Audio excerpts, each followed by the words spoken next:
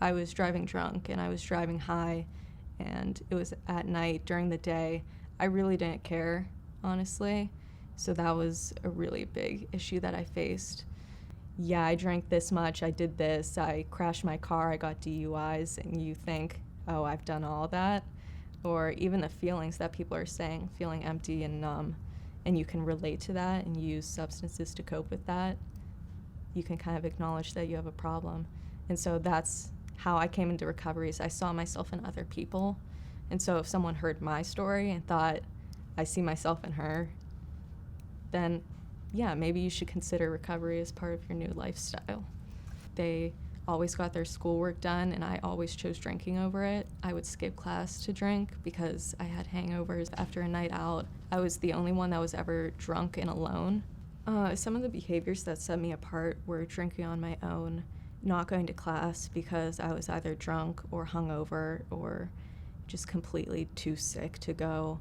I always stayed out later. It seemed like I was always the one that needed taken care of. They were like, oh my gosh, I can't believe I threw up last night. And they were so embarrassed. All of the red lines that I made for myself while I was using, they were, don't drink before 5 o'clock. I broke that one. Don't drink on weekdays. I broke that one. Don't drink because you're hungover. I broke that one. And get stuff done. And I broke that one.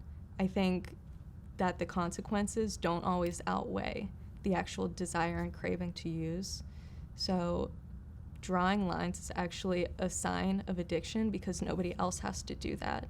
And the fact that you need to control your drinking or your using is a definite sign that something's wrong. Because it was the most dramatic change I experienced during my using.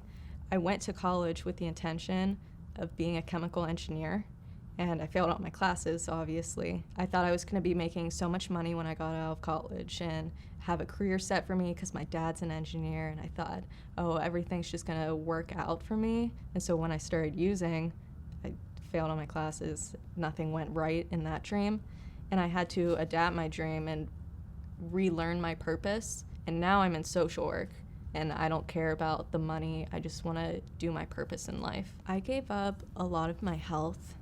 I did some damage to my body that has taken years to overcome. I developed an eating disorder actually while I was using because I had such a high tolerance for alcohol that if I ate more during a day, it would lower the tolerance even more. So I ate less during the day so that I could drink more and get drunker faster because I was also out of money. So I was broke. I had a terrible body. My grades were failing. My relationships were ending with people because nobody wanted to take care of me. They didn't know how to help me. They thought I was just ruining myself. I mean, alcohol is a depressant, so anytime you're feeding depression with a depressant, you're exemplifying all the symptoms and the feelings that you're having.